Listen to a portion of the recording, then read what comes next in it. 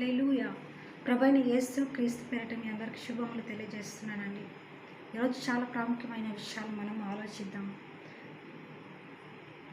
చాలామంది జీవితంలో అపవాది మెయిన్గా విశ్వాసుల జీవితంలో ఏం ఎక్స్పెక్ట్ చేస్తారని మిమ్మల్ని ప్రశ్నిస్తే మీరేం చెప్తారండి సమాధానం? అపవాది మన జీవితంలో, విశ్వాసుల జీవితంలో వెండి, బంగారం లేదంటే అందము, ఐశ్వర్యము వాటిని ఎక్స్పెక్ట్ చేస్తాడా? వాడి దగ్గర ఈ లోకమే వాని దగ్గర ఉంది. మరి వేటిని ఎక్స్పెక్ట్ చేస్తాడు అని అంటే నీ జీవితాన్ని దొంగిలిస్తాడండి. నీ మరణాన్ని వాడు ఎక్స్పెక్ట్ చేస్తాడు. దేవునితో ఉండే సంబంధమును తెంపివేయాలని, దేవునికి నీకు ఎడబాటు చేసే ప్లాన్లో ఎప్పుడు ఉంటాడండి. అంత దినాల్లో ఉంటున్నాము, సమయం చాలా తక్కువగా ఉంది. వాడు చాలా గర్జించే సింహం వల్ల తిరుగుతూ ఉన్నాడండి. ఈ రోజులో ఈ విషయము, ఈ వాక్యము దేవుడు మనకు బోధిస్తున్నాడంటే మనము జాగ్రత్త కలిగి చేయించాలి. మన దీవిటిలలో ఎప్పుడు నూనె సిద్ధంగా ఉండాలి. ఎప్పుడు వాక్యం అనే నీటితో మన హృదయమును నింపుకొని ఉండాలని దేవుడు ఆశపడుతున్నాడండి. దేవునితో సంబంధాన్ని, దేవునితో ఉంటున్న ఆ యొక్క తృప్తి కలిగిన జీవితాన్ని అపవాది చాలామంది జీవితంలో దొంగలిస్తున్నాడు. కాబట్టి వాళ్ళ జీవితంలో ఏంటి సంభవిస్తుంది తెలుసా? వేటి మధ్యలో చిక్కుకున్నారు తెలుసా? వాళ్ళు గచ్చ పొదల్లో, ముళ్ళ పొదల్లో ఇరుక్కుపోయారండి. అపవాది అయిన వేష 2 అంచుల పదునంత ఖడ్గం గలది అంట. 2 అంచుల కత్తి అంత పదును గలది, లెఫ్ట్ రైట్. వాటి మధ్యలో ఉండి మేము ఇరుక్కుపోయామండి అనే వాళ్ళు చాలామంది ఉన్నారండి. అందుకే దేవుడు ఎప్పుడు చెప్తూనే ఉంటాడు, మీరు కుడికైనను ఎడమకైనను తిరగక స్ట్రైట్ వెళ్ళండి అంటాడు. ఆయన సత్యము మార్గంలో జీవంలో నడవండి, అది స్ట్రైట్గా ఉంటుంది, అది సరైన మార్గం అంటాడు. కుడికైనను ఎడమకైనను మీరు తిరగొద్దు, ఉంటే చల్లగానైనా ఉండు, వెచ్చగానైనా ఉండు, నులివెచ్చని జీవితం వద్దు చెబుతూనే ఉంటాడు. అని అపవాది ఏం చేస్తాడు తెలుసా అండి? 2 అంచుల 2 వైపులా పదును పెడతాడు మన జీవితంలో. సగం దేవునిలో ఉంటారు, సగము లోకంలో అంటే అపవాదిలో ఉంటారండి. చాలా భయంకరంగా ఉంటుంది వాళ్ళ జీవితం. వాడు అపవాది మొదటిగా ఎలా మాట్లాడతాడు, ఎలా లొంగ తీసుకుంటాడు అని అంటే వాడి తీయనైన మాటలతో, లాలన మాటలతో అండి. దాని వలన వచ్చే ఫలం ఏంటి? వేష వలన, జారశ్రీ వలన వచ్చు ఫలం ఏంటి అని అంటే ముసిని పండంత చేదు. వాని వలన ఏం వస్తుంది అని అంటే మరణం వస్తుంది. యోహాను సువార్త 10వ అధ్యాయం 10వ వచనంలో దొంగతనమును, హత్యను, నాశనము చేయుటకు వచ్చును కానీ మరి దేనికి రాడంటండి. వాళ్ళకి తెలుసు ఈ సీక్రెట్. ఏమి దొంగలిస్తే మనుషులు మరణిస్తారు, దేవునితో సహవాసం తెగిపోతుంది, అశాంతిగా జీవిస్తారు అని ఆ దొంగ ఏం చేస్తాడంటండి? దొంగతనం చేయుటకు, మొదటిగా హత్య చేయుటకు, నాశనం చేయుటకే వస్తాడంట. మత్తయి సువార్త 13వ అధ్యాయము 18వ వచనంలో విత్తువాని గుర్చిన ఉపమాన భావము వినుడి. ఎవడైనను రాజ్యము గుర్చిన వాక్యము వినియు గ్రహింపక ఉండగా దుష్టుడు వచ్చి వాని హృదయంలో విత్తబడిన దానిని ఎత్తుకొని పోవును అంటాను. నేను ఎప్పుడు చెప్తూనే ఉంటాను, అపవాదికి అవకాశము మనమే ఇస్తాము. వాడు ఒంటరిగా ఉండి ఏమి చేయలేదు, ఖాళీగా ఉంటే చాలు మన హృదయం అనంటే, ఈ లోకంలో బిజీగా ఉంటే చాలు వాడికి అవకాశం. చెవులుండి విని, కన్నులుండి చూచి కూడా చూడక, చెవులు ఉండి కూడా విని గ్రహింపక, ఆయన వాక్యమును వినకపోవట చేత అపవాది వచ్చి ఆ విత్తబడిన వాక్యమును ఎత్తుకొని పోతుందంట. దేవుడు మొదటి నుంచి చెప్తున్నాడు, ఆయన మాట వినకపోతే పాత నిబంధన గ్రంథంలో చనిపోయారు చాలామంది. పరిశుద్ధంగా లేకపోతే ఆయన సన్నిధిలో నిలవలేకపోయారండి. దేవుని మాట వినకపోతే శాపము అంట. కొత్త నిబంధన ప్రకారము దేవుని మాట వినకపోతే అపవాది చేతిలో వెంటనే పడిపోతాం, చిక్కుపడిపోతామండి. వాడు 2 వైపులా అటాక్ చేస్తాడండి. ఫస్ట్ థింగ్ ఏం చేస్తాడు అని అంటే లోకంలో ఉన్నదంతయు వాందే కాబట్టి చూపిస్తాడు, ఆకర్షణీయంగా చూపిస్తాడు. తర్వాత రెండవదిగా ఏం చేస్తాడు? వాక్యమును ఎత్తుకొని పోతాడు. వీళ్ళు కన్నులుండి చూచి చూడక, చెవులుండి వినక ఎందుకున్నారు అని అంటే వీళ్ళలో ఏముంటాయంట అండి? మనకు చాలా బాగా తెలుసు. మత్తయి సువార్తలో విత్తువాని ఉపమానం తెలుసు బాగా. కొందరికి లోకంలో ఉంటున్న కొన్ని ధనాపేక్ష, వాళ్ళ దురాశలు, ఇంకా చాలా ఉంటాయి కదండి. వాళ్ళ ఇంకా చెప్పాలంటే శరీర ఇచ్ఛలు లేదంటే కోరికలు, వాళ్ళ అంతరంగంలో హృదయంలోంచి వస్తున్న ఆలోచనల వలన చూసి కూడా చూడనట్టు, విని కూడా విననట్టు, ఈ లోకంలోనే మొత్తం వాళ్ళకి వాళ్ళ మైండ్, వాళ్ళ ఆశలు తిరుగుతూ ఉంటాయి కాబట్టి అపవాదికి అవకాశం అయిపోతుంది. వాడు వాటినే అటాక్ చేస్తున్నాడు. వాడికి తెలుసు నువ్వు ధనం దగ్గర సంతోషంగా ఉండవు, తృప్తి కలిగి జీవించవని. లోకంలో ఏ వస్తువుల వలన తృప్తి కలిగి జీవించవని తెలుసు. అది నీకు తెలియక వాడు చూపించినది రమ్యమైనది, అందమైనది, వాటికి టెంప్ట్ అయిపోయి, ప్రతిదానికి టెంప్ట్ అయిపోయి ఏం చేస్తావు? అపవాదికి అవకాశం ఇస్తావు. ఇటు లోకంలో ఉన్న దాని ద్వారా తృప్తి ఉండదు, అపవాది ద్వారా తృప్తి ఉండదు.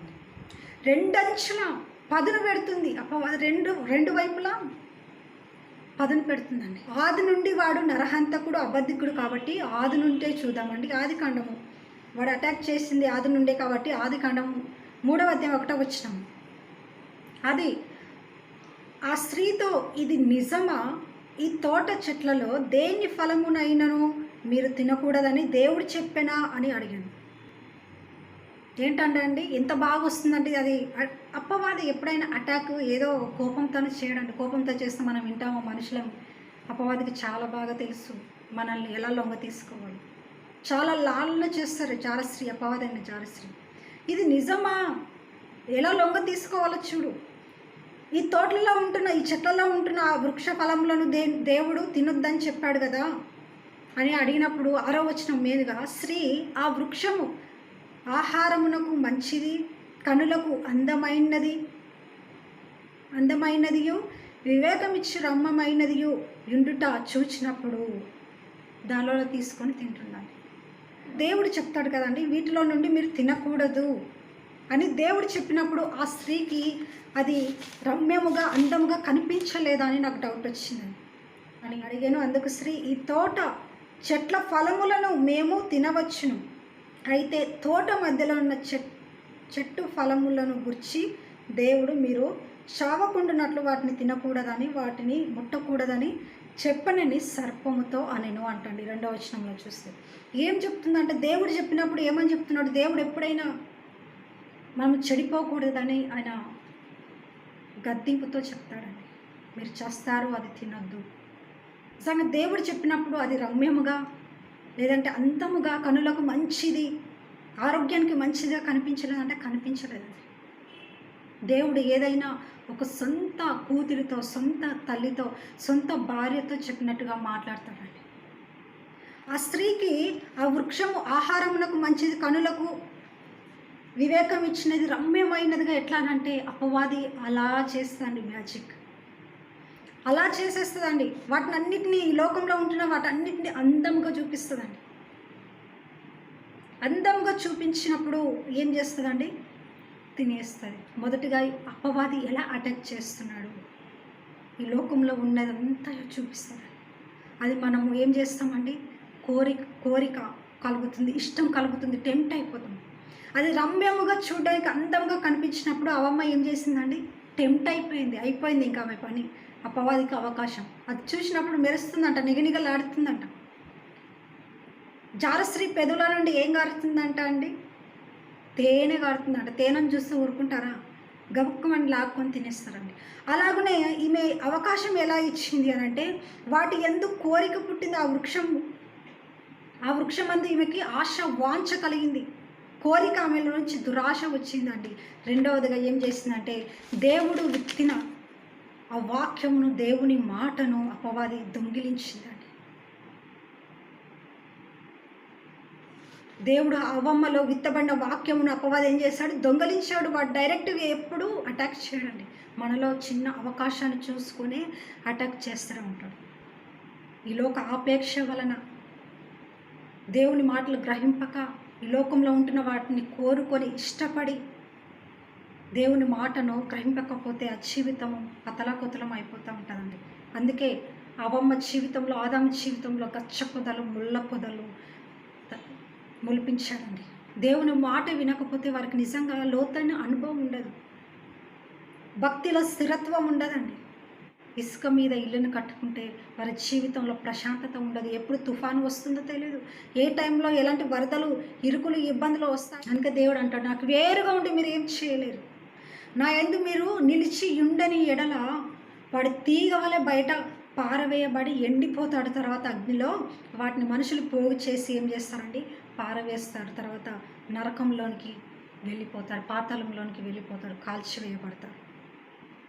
చూడండి వాని పన్నాగములు ఎలాగున్నాయో చూద్దామండి. రెండోదిగా వాడు ఏం చేస్తున్నాడు, హత్య చేయటకు, నాశనం చేయటకు వస్తున్నాడు అంట. మత్తయి సువార్త 12వ అధ్యాయము 43వ వచనం. అపవిత్ర ఆత్మ ఒక మనిషిని వదిలిపోయిన తర్వాత అది విశ్రాంతి వెతుకుచు నీరు లేని చోట్ల తిరుగుచుండును.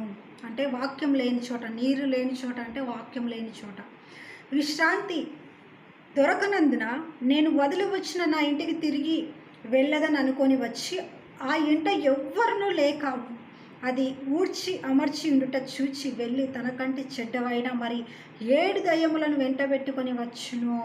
అవి దానిలో ప్రవేశించి అక్కడనే కాపురం ఉండును. అందుచేత ఆ మనుషుని కడపటి స్థితి మొదటి స్థితి కంటే చెడ్డదవుతుందంట. మనం భక్తిలో స్థిరత్వం లేకుండా, దేవుని మాట వినకుండా, దేవునికి తిరుగుబాటు చేస్తూ, దేవునికి అవిధేయత చూపిస్తూ జీవించినట్లయితే ఈ యొక్క అపవాది ఏం చేస్తాడంటే, వానికి నీరు అంటే ఏంటో తెలుసా, దేవుని వాక్యము. నీరు లేని చోట్ల ఆ ప్లేసెస్లో తిరుగుతుందంట. వాక్యం లేని ప్లేస్లోనే అటాక్ చేయాలని చూస్తుందంట అపవాది, వానిలో ప్రవేశించాలని, భక్తిహీనుల్లోనికి వెళ్ళాలని చూస్తుంది. ఇప్పుడు వాక్యం ఉన్న వాడిని సరిగా ముట్టదంట. దేవుని పర్మిషన్ ఉంటే కానీ భక్తి పరులని అపవాది అటాక్ చేయలేవు. ఏదైనా ఇల్లు ఖాళీగా ఉంటే ఆ ఇంట్లోకి దొంగలు చొరబడతారండి. అలాగనే మన హృదయం ఖాళీగా ఉంటే, భక్తితో లేకపోతే, దేవుని మాటలతో నింపుకొని లేకపోతే అపవాది అటాక్ చేస్తాడు. వాడొచ్చి చూసినప్పుడు ఆ ఇల్లు ఖాళీగా ఊడ్చి అమర్చి ఉండేట చూసి వానికంటే చెడ్డవైన మరి 7 దయ్యములను తీసుకొని వస్తాడంటండి. వెంట పెట్టుకొని వచ్చి వాళ్ళలో ప్రవేశిస్తాయంటండి. వాడికంటే 7 దయ్యములు, యెహోవాకు అసహ్యములైనవి 6 గలవు. ఆ యొక్క 6 దయ్యములను అవియుగాక ఆయనకు హేయములైన 7 అపవిత్రమైన దయ్యములను తీసుకొని వస్తాయంటండి. ఆ యొక్క దయ్యములు ఏంటో తెలుసా, అహంకారము, కలలాడు నాలుక, నిరపరాధులను చంపు చేతులు, తర్వాత దుర్యోచనలు, హృదయము, కీడు చేయుటకు పరుగులెత్తు పాదములు, అబద్ధ సాక్ష్యం, కలహములు, ఇవన్నీ కూడా వానిలో ప్రవేశిస్తాయంట. అపవిత్ర ఆత్మ ఇక్కడ అంటుంది వాడికంటే 7 అంట. వానికంటే భయంకరమైనవంట అండి అపవిత్ర ఆత్మలు. వాడిని తీసుకొచ్చి వానిలో నివాసం చేసి వాడిని నరహంతకునిగా చేసేస్తాయండి. వానిలో చొచ్చుకొని పోతాయి. వానిలో ప్రవేశించినప్పుడు వాని స్థితి, వాని పరిస్థితి మొదటి పరిస్థితి కంటే కడపటిది చాలా చెడ్డగా అవుతుందంట. ఒకసారి చూద్దామా అండి, మత్తయి సువార్త 15వ అధ్యాయం 18-19 వచనం చూద్దాము. నోటి నుండి బయటికి వచ్చినవి హృదయంలో నుండి వచ్చును అంటాండి. ఇవే మనిషిని అపవిత్రపరచునని మీరు గ్రహింపరా? దురాలోచనలు, నరహత్యలు, వ్యభిచారము, వేషగమనములు, దొంగతనములు, అబద్ధం సాక్ష్యములు, దేవదూషణలు హృదయంలో నుండే వచ్చును. ఇవే మనుషుని అపవిత్రపరచును, కానీ చేతులు కడుక్కోపోవటం లేకపోతే ఏదో కానీ. మన జీవితాలని దేవుని దగ్గరికి వెళ్ళకుండగా, దేవుని మాట వినకుండగా ఇవన్నీ కూడా 7 భయంకరమైన దయ్యములు కూడా వానిలో చొచ్చుకొని పోతాయి అంటండి. వాని పాతాళంలోనికి నడిపిస్తాయి అంటండి. ఇట్టి కార్యములు చేయవాడు, ఇలాంటి కార్యములు, ఇలాంటి అపవాది తంత్రములు, యొక్క అపవిత్ర ఆత్మలు కలిగి జీవించేవాడు ఎక్కడికి వెళ్తాడండి? నరకంలోనికే వెళ్తాడు, పాతాళంలోనికే వెళ్తాడు. దాని అడుగులు చక్కగా పాతాళంలోనికి వెళ్తాయండి. దాని ఇల్లు ఎక్కడుంటుందంట? పాతాళంలోనే ఉంటుందంట. ఆ వద్దకు పోవు ఆ యొక్క పశువులాగా వెళ్ళిపోతాడంటండి. కానీ అది 2 వైపులా పదునంత కత్తిగలదని వీనికి తెలియదు. వాని హృదయము చీలిపోయేంత వరకు, వాడు ఆ యొక్క చీకట్లో పడేంత వరకు వాడు గ్రహించడంట. యాకోబు రాసిన పత్రిక 1వ అధ్యాయము 2వ వచనంలో పౌలు గారు అంటున్నారు, అందుచేత సమస్త కల్మషమును, విర్రవీగుచున్న దుష్టత్వమును మాని లోపల నాటబడి మీ ఆత్మలను రక్షించుటకు శక్తిగల వాక్యమును సాత్వికముతో అంగీకరించుడి.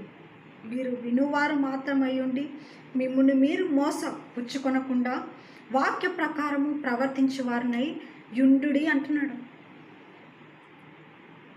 మీ హృదయంలో నుండి వస్తున్న దురాలోచనలు, దుష్టత్వము మానివేయండి.